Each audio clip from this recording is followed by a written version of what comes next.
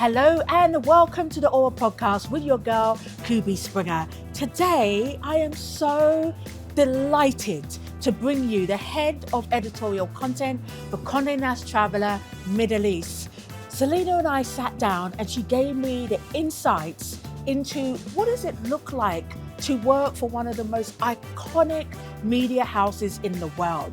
She talked about her role as head of content, but she also talked about her personal experiences traveling as a young lady on her own, exploring the world. I wanted to explore the world and then tell stories and share those stories with other people. This region is really leading the way in terms of travel and hospitality. I have also spent many, many years traveling on my own. This interview is not only insightful, but it's a gem. I want you to sit back, relax, and enjoy it. Let's get into it.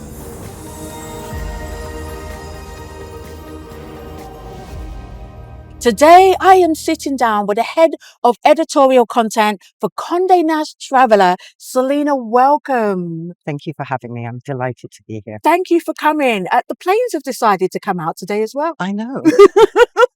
Which is going to be a beautiful interview. Is this your first time here at Aura? You know, I've popped my head in and had a little look around, but I've never spent much time here. So it's really great to be suspended over the city. I'm barefoot and near water, and those are two of my favorite things. So. Mine too. We were talking off camera that we both love the water. Absolutely. Why is that for you? So I grew up in Cyprus on an island, always surrounded by the sea. And that's where I go to that's my happy place. It's mine too. Yeah. You know what I've done before, Selina? I've swam inside of the water with my eyes closed in the middle of the sea. Mm-hmm. Epic. I know. Do you dive? I don't. Oh, so Do I you? did. Yeah, I only learned recently during COVID. And that's the most magical feeling. For me, that's meditation, because all you're focusing on is your breath. You're kind of floating in water. It feels like you're flying. So yeah, highly recommended. What about the actual fishes though? Do you not get scared of jaws or anything like that? Is that just my imagination? No, I mean, I'm pretty conscious of where I dive, but yeah, no, it's wonderful to be in that natural environment, surrounded with these incredible colors, and yeah, it's pretty special. Talking of special and incredible, you have one of the best jobs in the world. As somebody who is now working at Condé Nast, take us back from the beginning. Was this the dream job as a child? You know, it really was. I remember being a teenager. My dad is a lifelong subscriber of National Geographic. And every month we'd wait, and this magazine would come and we'd both read it. And then we'd both talk about what we'd learned. And I remember even back then the kind of transportational power of these magazines. You know, I can see in my head now the first story they did about finding the Titanic, or, you know, when they were learning about chimps, or Diane Fossey doing her work with the gorillas. And I kind of just knew then that that's what I wanted to do. I wanted to explore the world and then tell stories and share those stories with other people. I went to university in the UK in Manchester, and I studied English language and literature, always with the view of going into journalism. I went back to Cyprus. I started my career in Cyprus, writing for a travel magazine that focused on the Middle East and North Africa. So at the age of 21, I was just traveling around the region, going to Yemen and Syria and Jordan and Lebanon and kind of everywhere in between. But it became pretty apparent pretty quickly that, you know, Cyprus is a very small place. It's a very small market, that my opportunities would be limited. 4 or 5 years into my career, I was approached by a publishing house in Dubai, and I really just jumped at the opportunity. The UAE was really in its ascendancy at the time. There was so much happening. There was a real kind of buzz around the place. And I just thought there were so many stories to be told here and so many opportunities. After a few years, I was approached by the national newspaper in Abu Dhabi to join their features department. I actually spent 12 years with them in various roles. I was really, really proud of the work that we did at the National. I think they've really pushed boundaries in terms of journalism in this region. And in fact, in the 12 years that I was there, I never applied for a job. I never looked for another job. I just couldn't see anywhere that I'd rather be. until Condé Nast came. Again, I was approached for a job. They were establishing operations in the Middle East for the first time. So about 2 years ago, they approached me to take on this role, head of editorial content for Condé Nast Traveler. And for me, I just thought that was a once in a lifetime opportunity to take this global brand that is so loved and so trusted all around the world and then adapt it for this market. I feel very strongly about kind of challenging perceptions about the Middle East. I think there's still so many misconceptions about this region. And for us to be able to tell stories on the ground here and then send them out across Condé Nast Traveler's global network was just an amazing opportunity. So in 2023, we launched Condé Nast Traveler and Architectural Digest. And then in January this year, we brought Vogue and GQ into the portfolio. So it's just been a really incredible ride and a very exciting time. So you came to Dubai at a time when it was in its infancy. It was just beautiful gem. What was the allure back then? So I've always loved the Middle East. I love the warmth. I love the hospitality. I love the culture. You know, it's also an incredibly diverse region, different language, different food, different traditions. But it was very apparent early on that Dubai had this incredible vision and that it was going to follow through on it. It's all good and well having a vision, but there was this real sense that things were happening here. And I've been here for 17 years, and at various points I've looked around and thought, okay, where else would I go, or where would I go next? But I just find this place is so dynamic. As I said, things happen. I think if you have good ideas and you work hard, things can happen in this city at a time where that's not the case in lots of other places in the world. When you are looking at all the stories that you've told over the last few years, what are the ones that really stand out for you? And I'm sure that's going to be really difficult to choose, but which ones really stand out? I mean, interviewing Chris Hemsworth was a career highlight. Yes. But was that a pinch me moment? Yeah, it really was. But no, I think for me, it's the stories that really connect with the people in the places that I've traveled to. At Condé Nast Traveler, we really feel like you can't know a place until you've connected with its people. And that could be, a female safari guide in Kenya's Masai Mara, or it can be, a local female chef in Bahrain. So those are the things, the people that are really doing things, that are coming up with great ideas, that are working really hard to make those a reality. That's the stuff that I love. And the region's changed so much, hasn't it? Yeah. For you, what have been some of the things that when you look at it now over the last 17 years that still awe you? I mean, there's so much. There is, right? I think that this region is really leading the way in terms of travel and hospitality, Yes. in terms of concepts, in terms of architecture, in terms of service. I was lucky enough to be one of the first guests to stay at Jumeirah Marsa Al Arab when it opened. The service there is exceptional. There's these design touches that I've not seen anywhere else in the world. If you look at some of the things happening in Saudi, I was also one of the first journalists to dive off the coast of the Red Sea project. Yeah, it was incredible. Yes. But if you look at Desert Rock there, or Shibara, or some of the hotels that are coming up there, it's really kind of pushing the envelope in terms of what hospitality can be. And I think what's been really interesting is that we're seeing that a lot of the trends that we're seeing in travel are things that are already pretty firmly entrenched here. You're seeing multi-generational travel, for example, or travel for wellness, or this real demand for hyper-personalized service. And those are all things that have kind of always been kind of part of the Middle East travelers' lexicon, and now they're becoming global trends. Yeah, they are.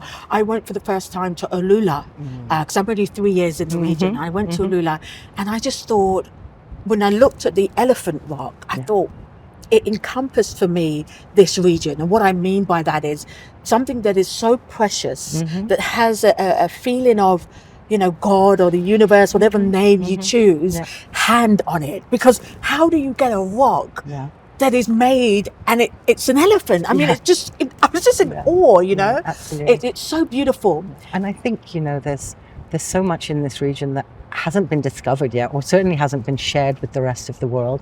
And I think, to be a travel journalist at this time in this part of the world, and to be part of kind of uncovering some of these things and then showing them to the world is, again, a real once in a lifetime opportunity.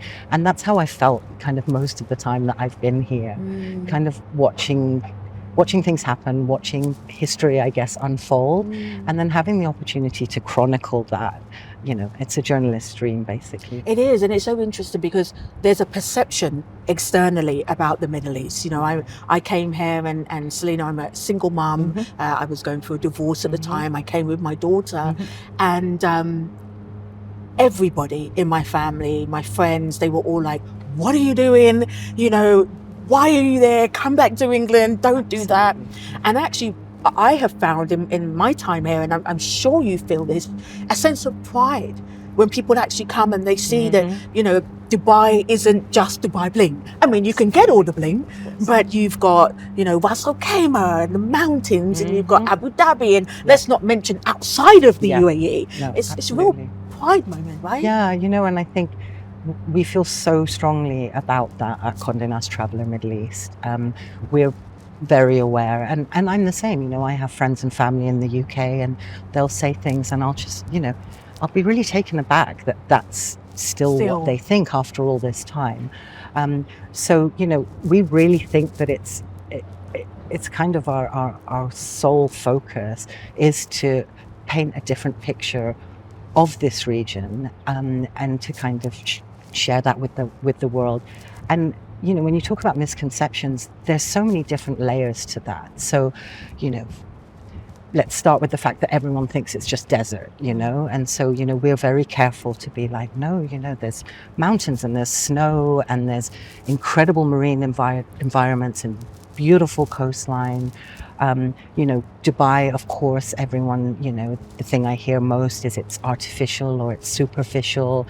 We do this kind of package that we've called Slow Dubai, where we look at kind of the neighborhoods that people aren't talking about, the people building these pockets of community in the city, the concept stores where you can find kind of Arabian crafts, the homegrown food scene. It's not just Michelin-starred chefs kind of being flown in and creating their concepts here. You've got this incredible homegrown food scene.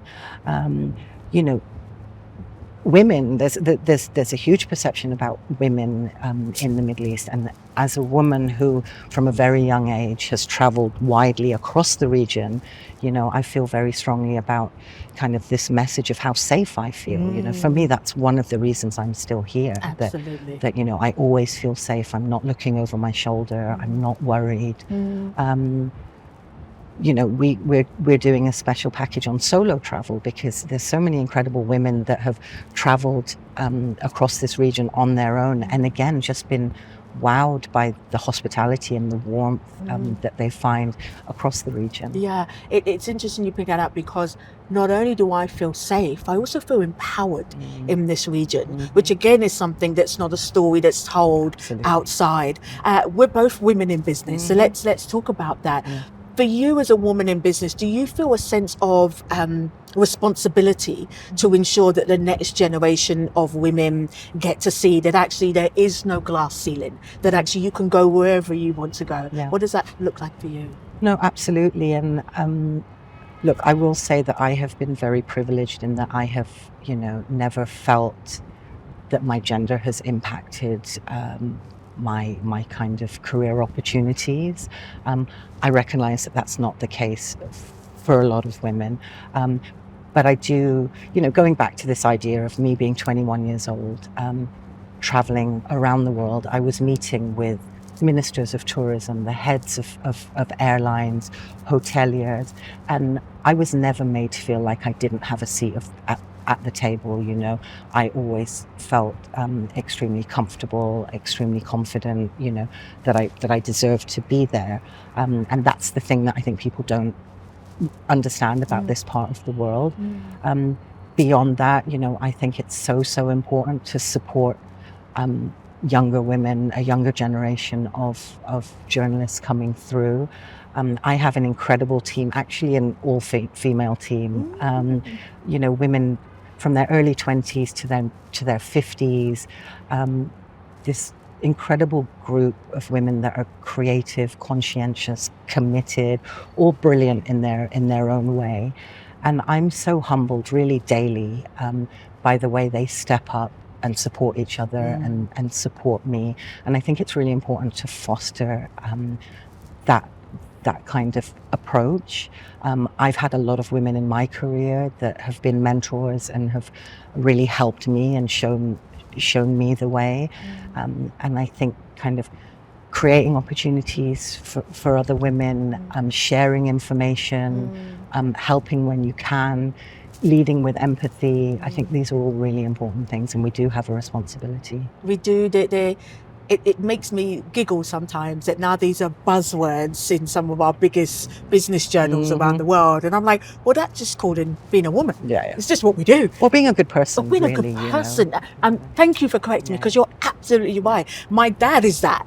Yeah, so you're absolutely right. Absolutely. When I think about the solo travel industry, particularly for women, I mean, I started traveling when I was 17. I was one of these... Sorry, my hair is doing some crazy things. It looks beautiful. It looks so authentic. People often think it's a green screen. Well, yeah, no, we can confirm that it's not. We're just spilling the myth today.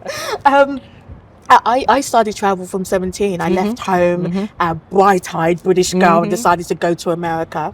I think for me personally, it's so empowering when, as a publication, not only are you showing great places to travel to, but you're showing that it's possible to do it as a solo person as well as a family, and that it's okay. Yeah. Where did that initiative first come from? Well, I just think, you know, at Condé Nast Traveller, we recognize that there are so many different ways to travel, you know, and actually one of the things that I love about writing about travel is it encapsulates so many different things. So it's culture, it's food, it's art, it's fashion, it's retail, it's wellness, it's kind of the full gamut of the human experience. And we want to make sure that we're, you know, however you travel, wherever you travel, that we can help you, you know. We can either offer inspiration or we can offer insider intel at any stage of your journey, whether you're just looking for ideas or you're planning your trip or you're booking your trip or you're on the ground.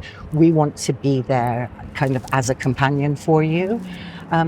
You know, the solo travel thing is really interesting because I have also spent many years traveling on my own. And I remember in those early years, you know, people thought it was really weird. And actually, I still have friends that are like, go on your own? Really? Like on your own?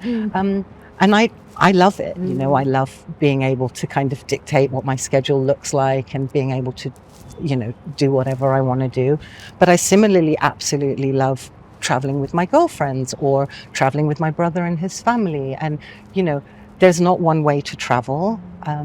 You know, everybody is different. And I think we just want to make sure that whatever that is and whatever that looks like for you, that we can offer assistance. With all the travel that you've done, where is somewhere you haven't been that you're like, this is on my bucket list? Okay.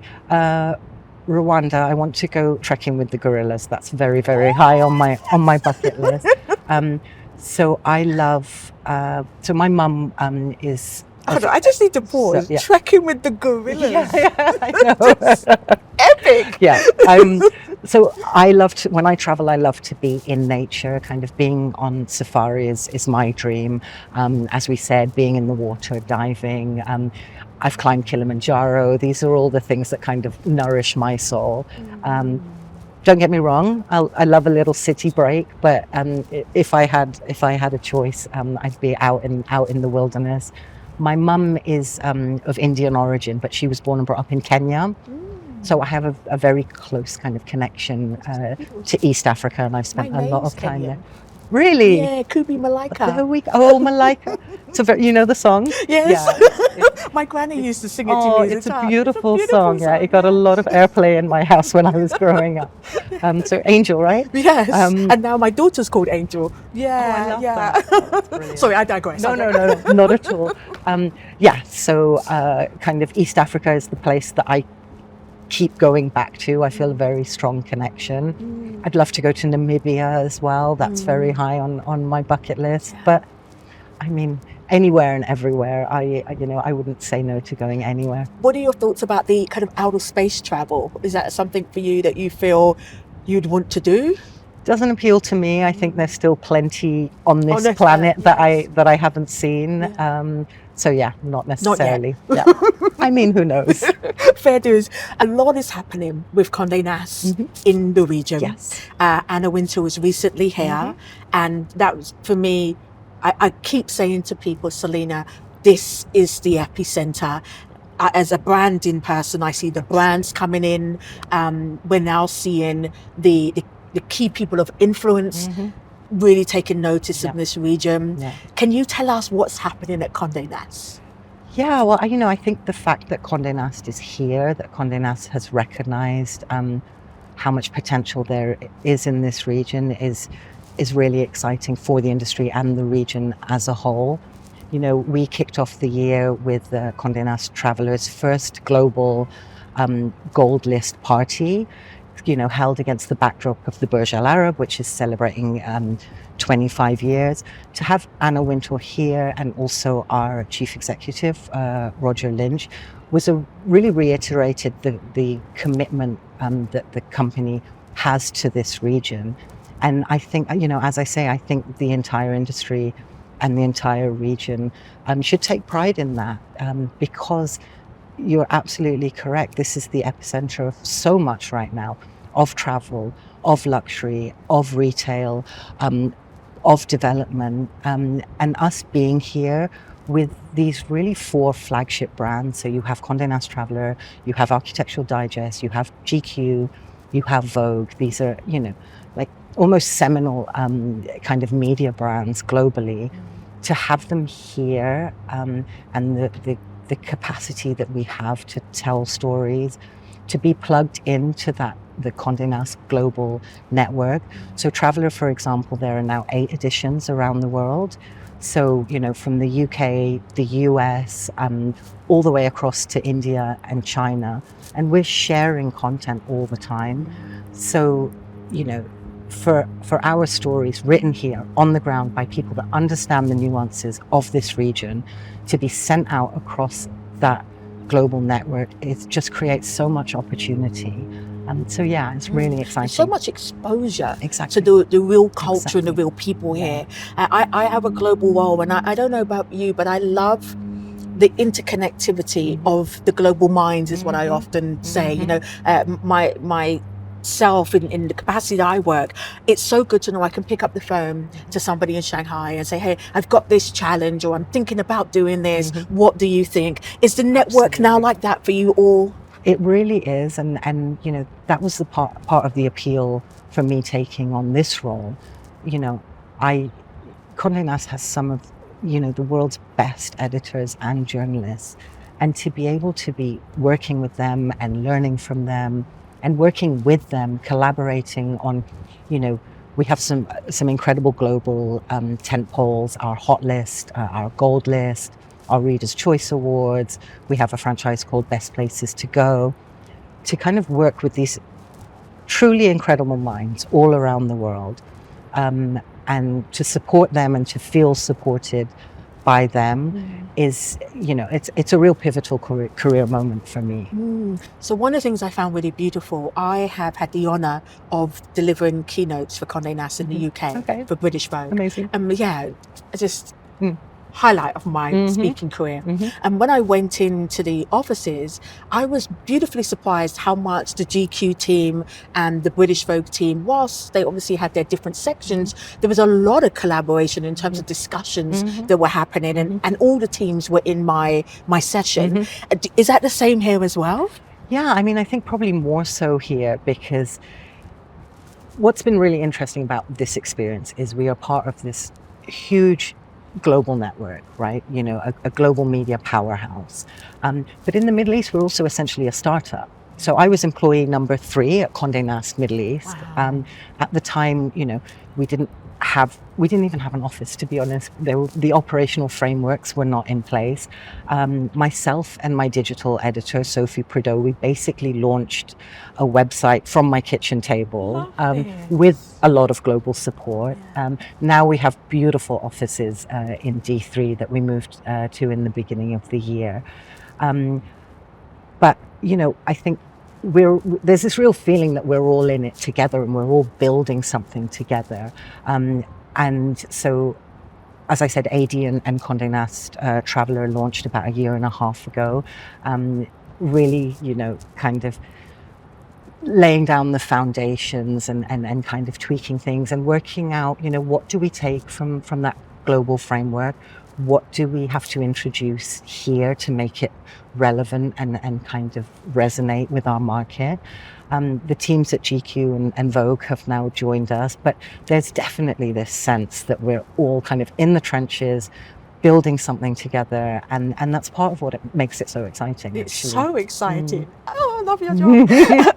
As we wrap up, I've got a couple more questions. What is the future for you personally in your career in Condé Nast? If I see Selina in 5 years or so, what might that look like? That's a great question. It's not actually how I have traditionally operated. You know, I've always just been really open to opportunities. You know, I believe in working hard and being respectful and treating people properly, and then opportunities have seemed to arise for me. You know, I definitely think there's so much work to be done with Condé Nast Traveller in terms of telling stories that haven't been told before. You know, we've already, you know, we like to surprise our readers. You know, one of my favorite stories in our launch issue was about, you know, we went and spent a few nights with the Bedouins in Petra, because they're renting their caves on Airbnb now. So we went to try that out. You know, we've written stories on cafe. Amazing. Yeah, it's great.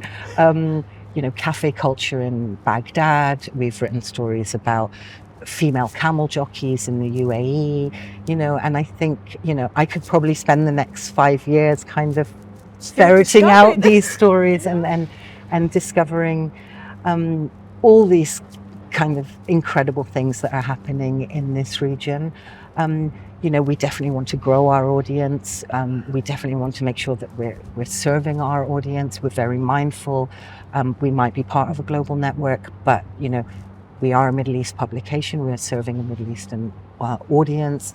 You know, we know that people from the Middle East travel in a very specific way. So just continuing to create content across multiple platforms. You know, we're very big on video. You know, we spend a lot of time on our video strategy. You know, we want to make sure that wherever our audience is, you know, whether it's in print, whether it's in digital, social, video, that we're really engaging with them in a way that resonates. So yeah, I'll just be busy with that. You'll be busy with that. Last question before we go into quick fires. Okay. What would be your personal brand legacy? You know, I think travel has this incredible ability to connect people, you know, and in a world that feels increasingly fragmented, you know, for people to go and engage with other people who think differently from them, who do things differently, to go and try other food and learn about other cultures. And I think that can really open your mind, and I think that can really change your mindset. So I think that, you know, if I'm able to change the minds of even just a few people about the Middle East, I'd be pretty happy with that. I think you're already doing it. Thank you. I think you're already doing it. Solo travel or girls trip? Solo travel. Rooftop views or beachside brunch? Beachside all day, All day every long. day. I'm with you. Sunset or sunrise? Sunset. I love that golden hour. I love that it just changes. Yeah. Phenomenal, isn't it? I know. City escape or beach retreat? beach retreat, but not necessarily just lying on a beach, tanning all day. Kind of, I want to be out paddleboarding. I Yeah. want to be snorkeling. I want to be Discovering engaging the water. with the water. Yes. Hidden gem or iconic landmark? Hidden gem. Hidden gem. Yeah. Yes. And lastly, Michelin star dining or street food? I love both, but street food. Oh, I knew you were probably. gonna- Yeah, I know. Thank you so much Thank for being you for here. having me. This has been such a joy. Thank you so Thank much. you. Oh. Thank you. Thank you. This podcast was hosted by brand marketing expert Kubi Springer and produced by AVANTGARDE Brand Experiences and Aura Skypool.